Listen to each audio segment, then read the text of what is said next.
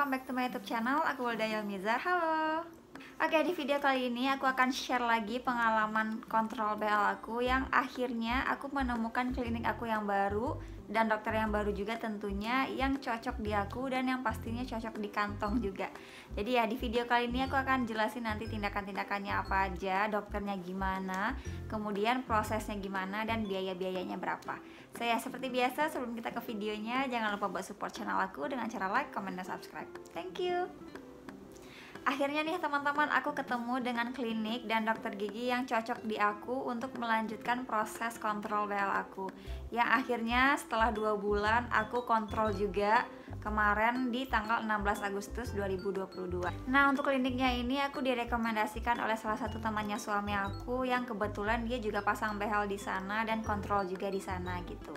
Cuman kemarin setelah aku dapat informasinya, aku nggak langsung datang ke kliniknya, tapi aku langsung WA dulu aja adminnya buat tanya-tanya masalah harga, karena daripada buang-buang waktu ke kliniknya yang ternyata harganya mahal, ya mending aku nggak usah gitu. Jadi aku chat dulu adminnya, nanya masalah biaya pindah kontrol berapa, biaya kontrol per bulannya berapa gitu, dan segala macam alat tambahannya gimana gitu. Jadi aku WA dulu, kemudian akhirnya cocok dengan harganya dan barulah aku datang ke kliniknya di hari Selasa kemarin tanggal 16 Agustus. Oke, pertama di sini aku akan jelasin dulu mengenai tindakan-tindakan yang dilakukan di kontrol kemarin. Nah, sesampainya aku di klinik, kemudian adminnya minta aku untuk menyerahkan hasil ronsen giginya, kemudian juga kalau misalnya ada surat rujukan, dikasih surat rujukan gitu.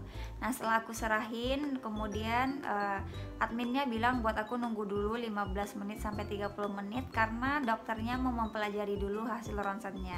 Nah, dari ini aja aku udah kayak positive vibes gitu loh, kalau misalnya dokternya aja nyuruh nunggu aku dulu karena dia mau mempelajari sama hasil ronsennya.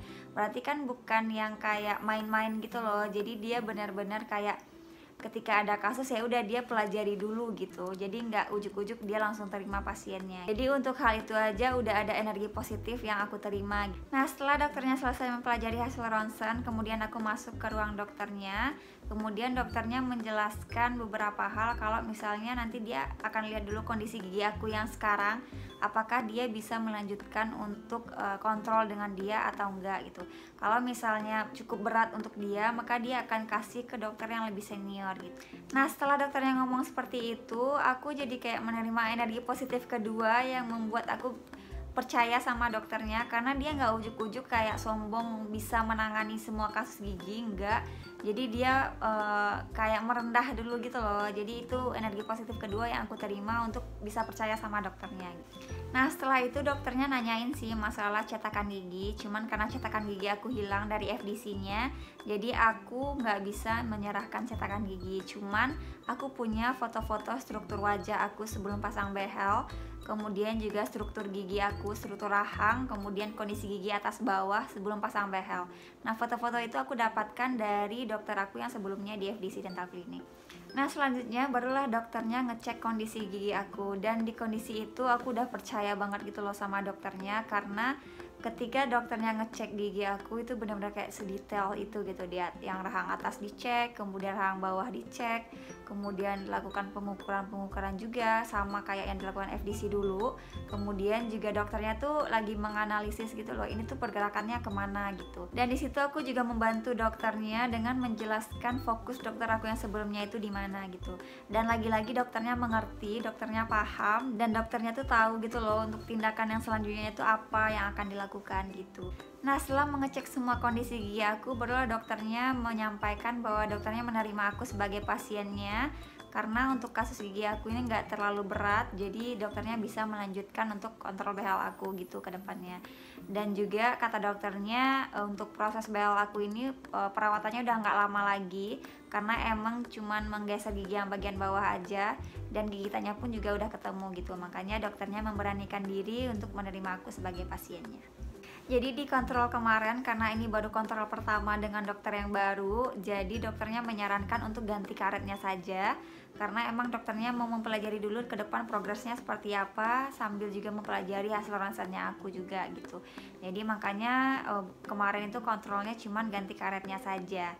Dan untuk bulan depannya barulah dilakukan modifikasi kata dokternya. Salah satunya yaitu dokternya akan menurunkan kawat gigi aku ini satu tingkat ukurannya dari yang sekarang, karena dokternya mau meluruskan bagian ini, yang ini kan masih miring ya.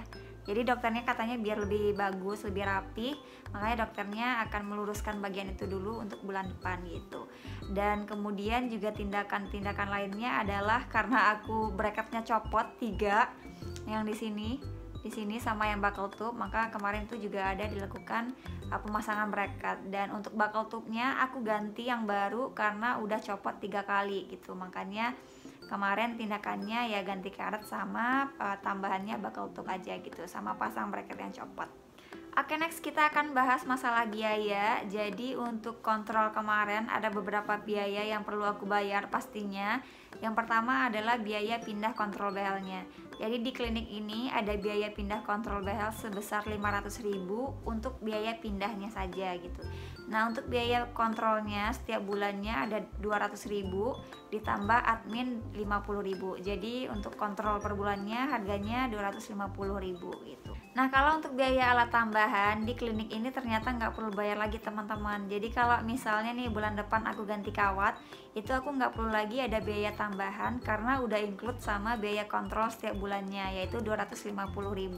Tapi kalau misalnya bracketnya copot kemudian bracketnya hilang, itu barulah dibayarkan 50.000 untuk satu bracketnya, baik bracket yang kecil maupun bracket buckle tube yang belakang gitu. Jadi ini sangat menghemat biaya. Dan ini adalah yang paling murah yang aku temukan. Walaupun paling murah, tapi aku ketemu sama dokter yang sangat cocok di aku dan yang aku percaya banget gitu loh sama dokternya. Yang tindakan-tindakannya itu nggak jauh berbeda gitu loh dengan dokter aku yang sebelumnya. Jadi untuk kontrol kemarin biayanya ada 500.000 untuk biaya pindah kontrol, kemudian 200.000 biaya kontrolnya, kemudian ada 50.000 biaya admin dan 50.000 untuk biaya buckle tube. Jadi totalnya adalah 800.000. Ya untuk di awal ini emang mahal karena emang ini adalah pindah kontrol, tapi untuk bulan kedepannya cuman bayar 250.000 aja gitu. Dan itu sangat menghemat biaya yang dari awalnya aku kontrol itu 400 sampai 450.000 untuk satu kali kontrol. Kalau sekarang cuman 250.000. Jadi itu adalah aku bersyukur banget untuk ketemu sama klinik ini gitu. Nah, sekian dulu informasinya untuk kali ini. Semoga informasinya bermanfaat. Dan untuk kedepannya pastinya aku akan update terus ke teman-teman semua masalah perbehelan ini, progresnya gimana, kontrol setiap bulannya gimana gitu. Jadi biar teman-teman gak ketinggalan informasinya, jangan lupa subscribe YouTube channel aku dan nyalain notifikasinya. Oke, sekian dulu video kali ini. Semoga informasinya bermanfaat. Semoga teman-teman suka. Kalau misalnya ada yang perlu ditanyakan, silahkan tinggalkan di kolom komentar. Saya thank you for watching and see you on my next video. Bye-bye.